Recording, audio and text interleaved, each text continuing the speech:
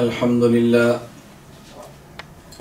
لله نحمده ونستعينه ونستغفره ونؤمن به ونتوكل عليه ونعوذ بالله من شرور أنفسنا ومن سيئات أعمالنا من يهده الله فلا مضل له ومن يضلل فلا هادي له ونشهد أن لا إله إلا الله وحده لا شريك له ونشهد أن سيدنا ومولانا محمدا عبده ورسوله أما بعد فأعوذ بالله من الشيطان الرجيم بسم الله الرحمن الرحيم يا أيها النبي إذا جاءك المؤمنات يبايعنك على أن لا يشركن بالله شيئا ولا يسرقن ولا يزنين ولا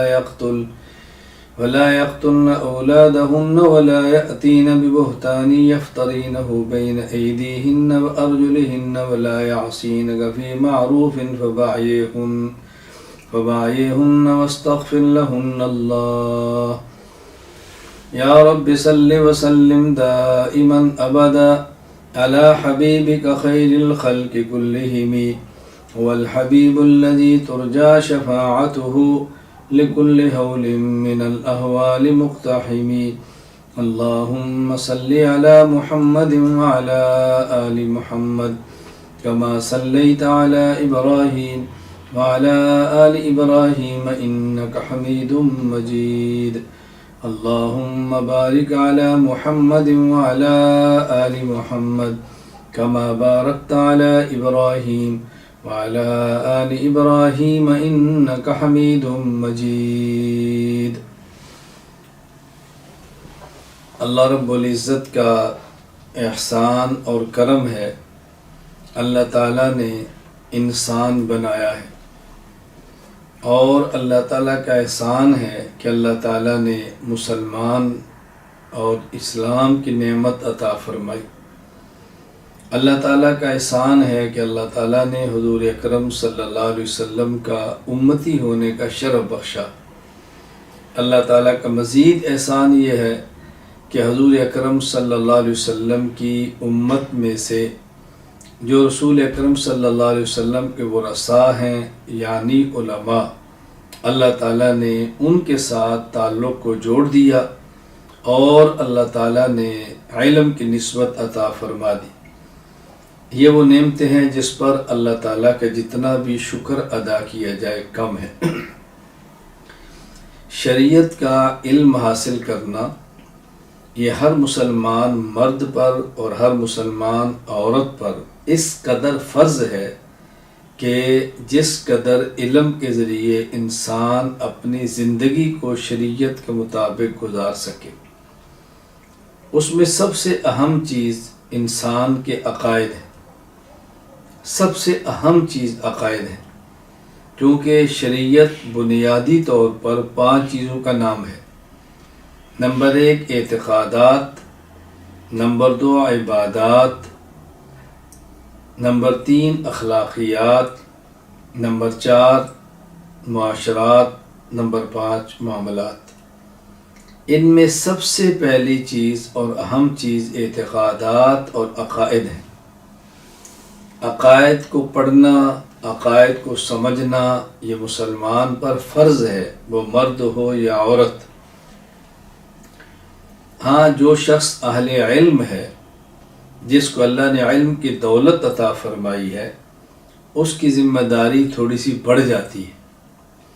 وہ یہ کہ اس نے دین کو پڑھنا ہے اور دین کو پڑھانا ہے، شریعت کو سمجھا ہے تو شریعت کو سمجھانا ہے، اس کی ذمہ داری بڑھ جاتی ہے۔ جو شخص دین کا علم حاصل کرے اس کے ذمے ہے کہ اس دین کو آگے پہنچائے، اس کے ذمے ہے کہ دین سمجھائے۔ ہاں، یہ بات ضرور ہے کہ اللہ تعالیٰ نے شریعت کا علم مردوں کو بھی دیا، عورتوں کو بھی دیا۔ شریعت مردوں کی بھی ضرورت ہے، خواتین کی بھی ضرورت ہے۔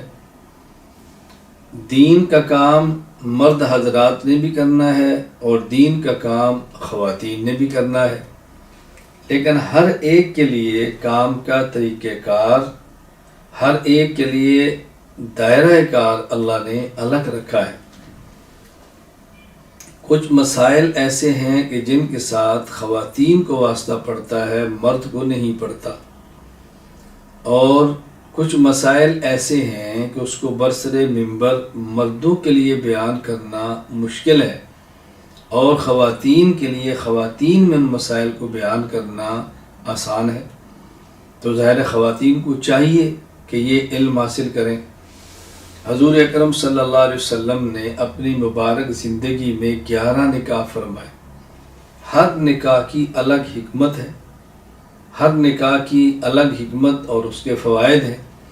تو رسول اکرم صلی اللہ علیہ وسلم کی ایک ضرورت یہ تھی کہ آپ کے وہ مسائل جو گھر کی زندگی سے تعلق رکھتے ہیں، اور آپ کی وہ زندگی جو بالکل گھر کی اور نجی زندگی ہے مرد عورت کے درمیان کی، یہ امت کے سامنے آئے۔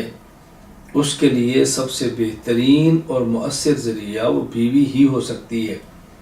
اللہ تعالیٰ نے رسول اکرم صلی اللہ علیہ وسلم کو ازواج مطہرات عطا فرمائی، بیویاں عطا فرمائی۔ انہوں نے رسول اکرم صلی اللہ علیہ وسلم کی نجی زندگی کو امت کے سامنے بیان فرمایا۔ رسول اکرم صلی اللہ علیہ وسلم کا گھر کا رہن سہن، اٹھنا بیٹھنا، اہل خانہ اور گھر والیوں کے ساتھ جو معاملات تھے ازواج مطہرات لائی۔ تو یہ مردوں کے ذمے بھی ہے، خواتین کے ذمے بھی ہے کہ دین کو پڑھیں اور پھر دین کو پڑھائیں۔ مجھے 2 روز قبل مفتی سید عمر اظہر شاہ صاحب سلمہ اللہ تعالی نے رابطہ کیا، مجھ سے رابطہ کیا اور مجھے فرمایا کہ ہمارا دارالحکمہ کے نام سے آسٹریلیا میں ادارہ ہے، کچھ بچیاں وہاں سے فارغ ہو رہی ہیں، اور ہم چاہتے ہیں کہ ان کو کچھ شریعت کی، دین کی باتیں بتائی جائیں اور کام کرنے کا طریقہ کار بتایا جائے۔ تو میں نے ان سے گزارش کی کہ آپ مولانا سید شاہد مصطفیٰ صاحب حفظہ اللہ تعالیٰ سے آپ رابطہ کر لیں، چونکہ وہ ہر وقت میرے رابطے میں رہتے ہیں، گہرا تعلق ہے، تو انشاءاللہ کوئی ترتیب بن جائے گی۔ ہمارے چونکہ آپ کے وقت کا کافی فرق ہے، میں اس وقت ترکی میں ہوں، آپ آسٹریلیا میں ہیں، ٹائم کا بہت زیادہ فرق ہوتا ہے، پھر اچانک کوئی شخص رابطہ کریں تو پھر وقت کی ترتیب بنانی، کچھ مسائل تو ہوتے ہیں، لیکن چونکہ ہمارے ذمہ ہے دین کی خدمت کرنا، اللہ تعالیٰ کچھ کام لینے تو اللہ کا احسان سمجھنا چاہیے، اللہ کا شکر کرنا چاہیے، تو ضروری ہے کہ آدمی کو ترتیب بنائے۔ تو میں ان 2 حضرات کے فرمانے پر بہت مختصر سی بات، چند ایک باتیں آپ کی خدمت میں لاؤں گا۔ اللہ تعالیٰ مجھے بھی آپ کو بھی شریعت سمجھ کر اس کے مطابق عمل کرنے کی توفیق عطا فرمائے۔ دیکھیں یہ بات اچھی طرح ذہن نشین فرما لیں کہ شریعت کے بنیادی اجزاء 5 ہیں: اعتقادات یعنی عقائد، عبادات یعنی اعمال، اخلاقیات یعنی اخلاق، معاشرات رہن سہن، معاملات لین دین، یہ بنیادی چیزیں۔ ان میں سب سے اہم چیز عقائد ہیں۔ اگر عقائد ٹھیک ہیں اور نامہ اعمال میں ایک بھی نیک عمل نہیں تو انشاءاللہ جنت میں جانا ہے، اور اگر عقائد خراب ہیں اور نامہ اعمال میں ایک بھی گناہ نہیں تو جنت میں جانا تو دور کی بات، جنت کی ہوا بھی نہیں سونگھی جا سکتی۔ اللہ تعالیٰ قرآن کریم میں فرماتے ہیں ان الذین کذبوا بآیاتنا واستکبروا عنہا۔ قرآن کریم کا فیصلہ ہے کہ جس کے عقائد ٹھیک نہیں ہے، لا تفتح لهم ابواب السماء ولا يدخلون الجنۃ حتى یلج الجمل فی سم الخیاط۔ ایسے شخص کے لیے تو جنت کا دروازہ ہی نہیں کھلنا، جس جنت کے دروازے سے، ایسے شخص کے لیے تو آسمان کا دروازہ ہی نہیں کھلنا، جس دروازے سے گزر کر بندے نے اوپر جنت کے اندر جانا ہے۔ تو عقائد سب سے اہم ہے۔ میں پہلی بات اپنی بیٹیوں سے عرض کروں گا، اپنی بہنوں سے عرض کروں گا کہ آپ عقائد پر توجہ دیں۔ عقائد آپ نے پڑھے ہیں، بہت اچھا، اگر کوئی پوری کمی رہ گئی ہے تو اس کو پورا کریں۔ عقائد کے لیے میری کتاب العقائد اردو زبان میں موجود ہے، میرے اسباق موجود ہیں، آپ کبھی اس پہ مشورہ کر لیں، استاد جی سے بات کر لیں، حضرات فرما دیں، باقاعدہ سبکن آپ کو کتاب العقائد پڑھا دی جائے گی، عقائد آپ کے علم کے اندر آ جائیں گے۔ العقیدۃ الطحاویہ کی شرح میری موجود ہے، العقیدۃ الطحاویہ پر اسباق موجود ہیں، الفقہ الاکبر پر اسباق موجود ہیں، اس کی شرح چھپ کر آ گئی ہے، اور اسی طرح ہمارے اکابر علماء دیوبند کی المہند موجود ہے، المہند کا حاشیہ لکھ دیا ہے، اسباق ریکارڈ پر موجود ہے۔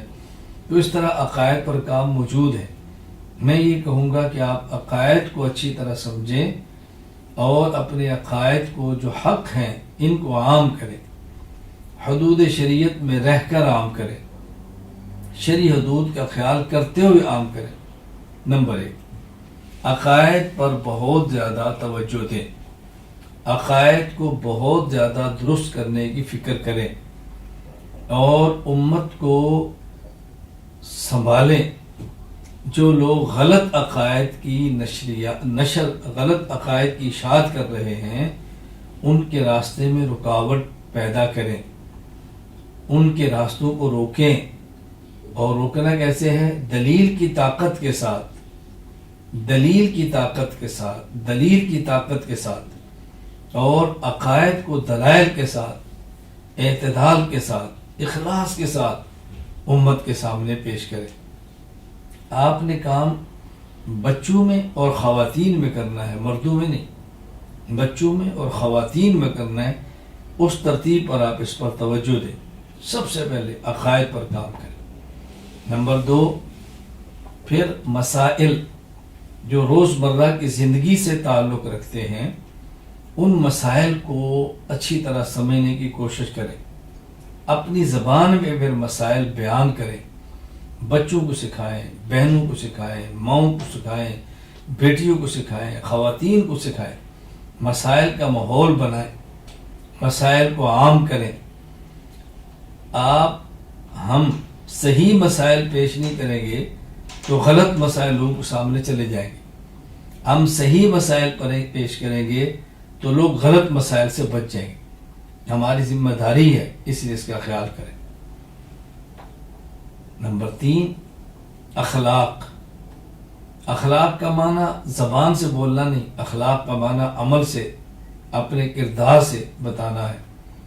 خواتین کے لیے اخلاق کے حوالے سے اہم چیز حیا، شرم، یہ بہت ضروری چیزیں ہیں، بہت ضروری چیزیں ہیں۔ ادب، یہ بہت ضروری ہے، اخلاق کی ترتیب بنائیں۔ پھر معاشرت، جو ہمارا رہن سہن ہے، گھر میں کیسے رہنا، ان چیزوں کا خیال کریں۔ معاملات تو جو لین دین جس حد تک ہے اس کو شریعت کے مطابق رکھیں۔ تو میری پہلی گزارش یہ ہے کہ عقائد پر توجہ بہت زیادہ دیں، اس کو اہمیت دیں، اس کو معمولی نہ سمجھیں، کیونکہ المیہ یہ ہے کہ عقائد کو نہیں سمجھا جا رہا، عقائد پر نظر نہیں، یہی پتہ نہیں ہوتا کہ ہمارا عقیدہ کیا ہے۔ اگلا مسئلہ تو بہت بات کا ہے۔ پہلی بات عقائد پر توجہ دیں، اور دوسری بات آپ کی خدمت میں یہ ہے کہ مرد ہو یا عورت، اس کی ایک عمر ہوتی ہے جس کے بعد اس کی زندگی کا دوسرا دور شروع ہونا ہے، نکاح کا۔ سب سے اہم یہ ہے کہ ہم زبان سے نہیں، اپنے عمل سے نکاح کو سنت کے مطابق بنائیں۔ یہ جو ہمارے رسمیں چلی ہیں، جن نے نکاح کو مہنگا کیا ہے، اس نکاح کو مہنگا کر دیا ہے، لوگوں کو نکاح سے دور کیا ہے، ہم اپنے عمل سے ترتیب بنائیں کہ نکاح بہت آسان ہے۔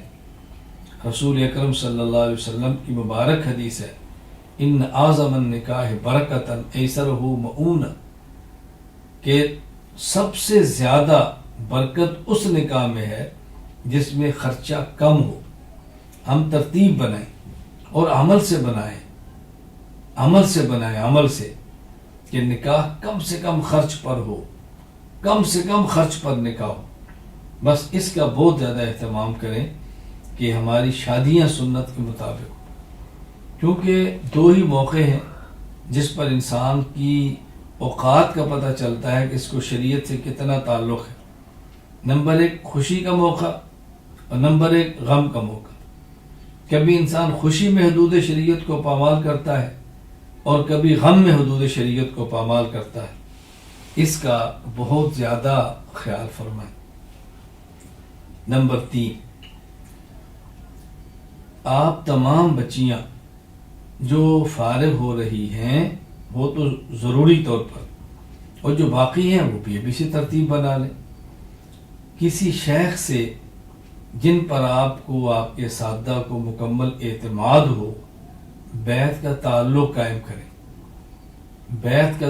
قائم کریں، گزشتہ گناہوں سے توبہ کریں، اپنی آئندہ کی زندگی کو پاکیزہ زندگی بنا کر گزاریں، اور پھر شیخ سے بیعت کا تعلق قائم کرنے کے بعد ان کی ہدایات کے مطابق بقیہ زندگی کی ترتیب بنائیں. بس بیعت مفید تب ہوتی ہے کہ جب آدمی ایسے شیخ سے بیعت کرے کہ جن سے مزاج بھی ملتا ہو اور جن سے رابطہ بھی ہوتا ہو. اگر مزاج نہ ملے تو بیعت کا نفع تب بھی نہیں ہوتا، مزاج مل جائے اور رابطہ نہ ہوتا ہو تو بیعت کا نفع تب بھی نہیں ہوتا. نفع نہ ہونے کا معنی یہ ہے کہ کامل نفع نہیں ہوتا، زیادہ فائدہ نہیں ہوتا، ورنہ برکت تو مل جائے گی، ایک بار توبہ بھی ہو جائے گی، بیانات سننے سے کچھ فائدہ تو ہوگا. لیکن جسے مکمل نفع کہتے ہیں وہ تب ہوتا ہے کہ جب شیخ سے مزاج ملتا ہو اور شیخ سے رابطہ ہوتا ہو. اس کا بہت زیادہ اہتمام کریں.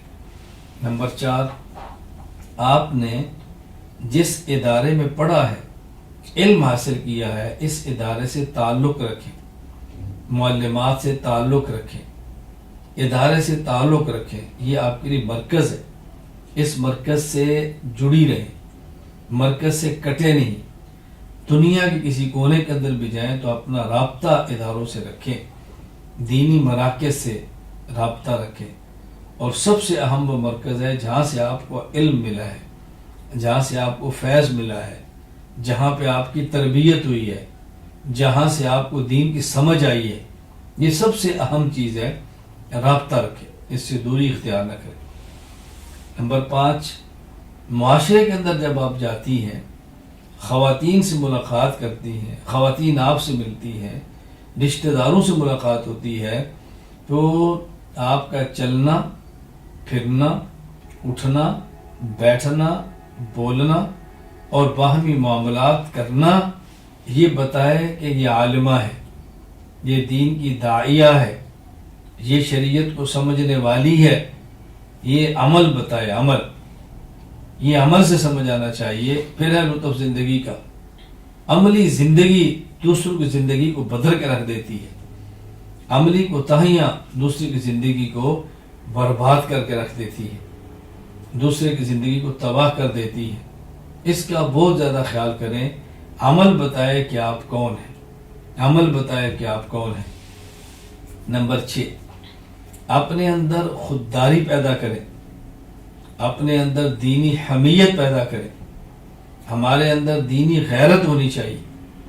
اپنے موقع پہ کھڑا ہونا سیکھیں، اپنے عقائد پہ ڈٹ جانا سیکھیں، اپنے اکابر کے ساتھ جو نسبت ہے اس کی لاج رکھیں. اپنا تعارف کرائیں کہ ہم کون ہیں، ہمارا تعلق کن سے ہے، ہمارے مشائخ کون ہیں. ہم مسلمان ہیں، ہمارا دین اسلام ہے، ہم اہل سنت والجماعت ہیں، ہمارا مسلک احناف ہے، اور ہم حضرت امام اعظم ابو حنیفہ رحمہ اللہ کے مقلد ہیں. ہمارا مذہب احناف ہے اور ہم دیوبندی ہیں. ہمارا تعلق اکابر علماء دیوبند کے ساتھ. یہ نسبت بتانے میں آر محسوس نہ کریں، یہ نسبت فخر سے بتائیں. لیکن فخر سے آپ تب بتا سکیں گی جب آپ کے پاس دلائل ہوں گے، دین اسلام کے دین ہونے پر، اہل سنت والجماعت کے مسلک ہونے پر، احناف کے مذہب ہونے پر اور دیوبندیت کے منہج ہونے پر دلائل ہوں گے، تو پھر یہ بات فخر سے کر سکے گی۔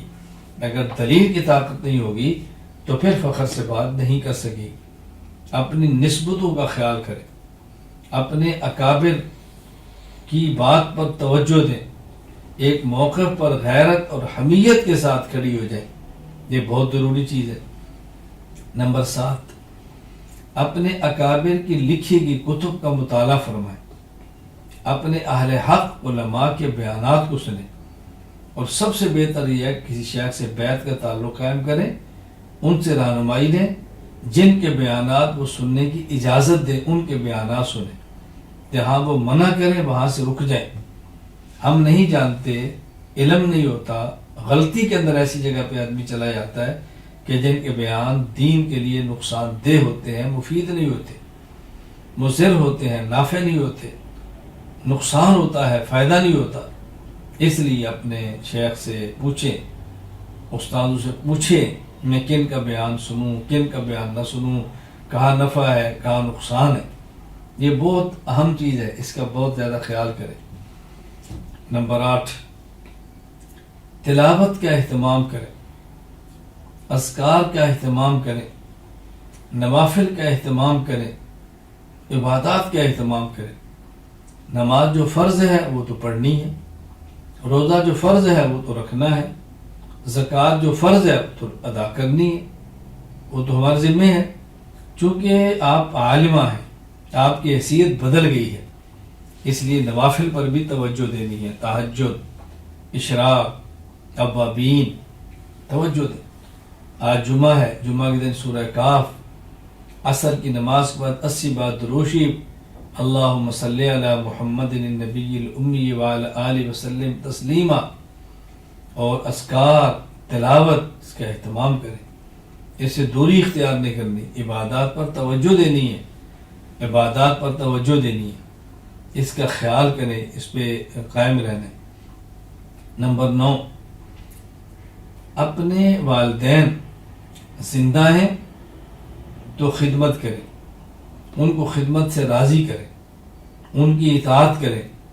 دنیا سے چلے گئے ہیں، ان کے لیے سارے ثواب کریں، اللہ کے لیے مانگیں ان سے مغفرت کی دعا، رفع درجات کی دعا، کفارہ سیئات کی دعا۔ یہ یاد رکھ لیں کہ جب کسی عورت کا نکاح ہو جائے تو نکاح کے بعد اس کے لیے اہم والدین نہیں، اہم اس کا شوہر ہے۔ جب تک نکاح نہیں تو اہم والدین ہے، نکاح کے بعد پھر اطاعت شوہر کی پہلے ہے، باقی بات بھی۔ اس کا معنی یہ نہیں کہ غلط باتیں اور والدین سے مخالفت نہیں، میں ایک عمومی بات کہہ رہا ہوں کہ پھر میکے اور سسرال میں ترجیح سسرال کو دیں، چونکہ آپ نے رہنا وہاں پر ہے، آپ کی زندگی وہاں گزرنی ہے، معاملات ان کے ساتھ ہیں۔ اس کا خیال کریں، اس کے اوپر توجہ سے بات کو اچھی طرح سمجھ لیں تاکہ کبھی بھی الجھن پیدا نہ ہو، معاملات میں دوریاں نہ ہوں، معاملات کے اندر دوریاں نہ ہوں، اس کا بہت زیادہ اپنے خیال کرنا ہے۔ نمبر 10، اس کا خیال کریں کہ دعائیں اللہ سے مانگنی ہے، اللہ سے تعلق جوڑنا ہے، اللہ سے دعائیں بہت مانگنی ہے، دعا مانگنے کا بہت اہتمام کریں، دعا مانگنے کا بہت اہتمام کریں، اور باقی دین کا تعلق ایسا ہو کہ لوگ آپ کے لیے دعائیں کریں، غریب پروری ہو، غریب دعا کرے، مسکین یتیموں کو سنبھالے وہ دعا کرے، کوئی بیوہ متعلقہ معاشرے میں اس کا تعاون کرے وہ بھی دعا کرے گی۔ دعائیں مانگنے کا بہت زیادہ اہتمام کریں، اللہ تعالیٰ دعا کو کبھی بھی رائگاں نہیں فرماتے، کبھی بھی ضائع نہیں فرماتے۔ جو دعا مانگی ہے بہتر ہو اللہ قبول فرما کے وہی چیز دیتے ہیں جو مانگ لی ہے، اور کبھی اللہ تعالیٰ وہ چیز تو نہیں دیتے جو مانگی ہے، بلکہ اس کے بدلے میں کوئی اور چیز دے دیتے ہیں جو ہم نے نہیں مانگی ہوتی۔ اللہ سمجھتے ہیں کہ وہ زیادہ مفید ہے، اور کبھی اللہ تعالیٰ دنیا میں تو نہیں دیتے، ہاں یعنی کبھی تو جو چیز مانگی وہ دیتے ہیں، کبھی اس کی وجہ سے کوئی اور دے دیتے ہیں، یا کوئی تکلیف ہوتی ہے اس کو ختم فرما دیتے ہیں، اور کبھی اللہ تعالیٰ اس دعا کو محفوظ کر لیتے ہیں اور پھر قیامت کے دن اس کا بدلہ دیں گے۔ جب قیامت کو بدلے ملیں گے تو پھر انسان تمنا کرے گا کاش میری دنیا میں کوئی دعا قبول نہ ہوتی، آج سارے بدلے یہاں مل جاتے۔ ہم کمزور ہیں، دنیا بھی اللہ سے مانگے، آخرت بھی مانگے، اللہ تعالیٰ میری اور آپ کی تربیت فرما دے، اللہ اصلاح فرما دے، اللہ تعالیٰ ہمارا خاتمہ ایمان پر فرما دے، دین کی مقبول خدمت کے لیے اللہ ہمیں اور ہماری نسلوں کو قبول فرما لے۔ میں دعا کرتا ہوں کہ اللہ تعالیٰ اس ادارہ دارالحکمہ کو اللہ تعالیٰ دن دگنی رات چگنی ترقی عطا فرمائے، یہاں کی معلمات کو، معلمین کو اللہ اپنی شان کے مطابق اجر عطا فرمائے، ادارہ کے جو ذمہ دار ہیں مفتی سید عمر اظہر صاحب، اللہ ان کی محنتیں قبول فرمائے، اللہ مزید اخلاص عطا فرمائے، اکابر کے ساتھ جڑے رہنے کی توفیق عطا فرمائے۔ مولانا سید شاہد مصطفیٰ صاحب ہمارے ماشاءاللہ بہت لاڈلے اور پیارے شاگردوں میں سے ہیں، کام کر رہے ہیں، اللہ ان کا کام بھی اپنے کرم سے اپنے فضل سے قبول فرما لے۔ اللہ تعالیٰ یہاں پڑھنے والی طالبات کو، متعلمات کو، بچیوں کو اللہ تعالیٰ عمل کی توفیق دے، اللہ تعالیٰ ان کی اصلاح فرمائے، اللہ تعالیٰ ان کے لیے دین کی خدمت کے دروازے کھول دے، اللہ تعالیٰ ان کو جائز اتنی خوشیاں عطا فرمائے، اتنی خوشیاں عطا فرمائے کہ حرام کے تقاضے ختم ہو جائیں، اللہ تعالیٰ مجھ سے اور آپ سے راضی ہو جائے۔ وآخر دعوانا الحمد للہ رب العالمین۔ السلام علیکم ورحمۃ اللہ وبرکاتہ۔ الحمد للہ رب العالمین والصلاة والسلام علی رسولہ وعلی آلہ واصحابہ اجمعین۔ ربنا ظلمنا انفسنا وان لم تغفر لنا وترحمنا لنکونن من الخاسرین۔ ربنا آتنا فی الدنیا حسنۃ وفی الآخرۃ حسنۃ وقنا عذاب النار۔ رب اغفر وارحم وانت خیر الراحمین۔ رب اغفر وارحم وانت خیر الراحمین۔ رب اغفر وارحم وانت خیر الراحمین۔ اللهم انا نسألك علما نافعا وعملا صالحا متقبلا ورزقا واسعا طیبا۔ رب اغفر وارحم وانت خیر الراحمین۔ وصلی اللہ تعالی علی رسول خیر خلقہ محمد وعلی آلہ وصحابہ اجمعین۔ آمین برحمتک یا ارحم الراحمین۔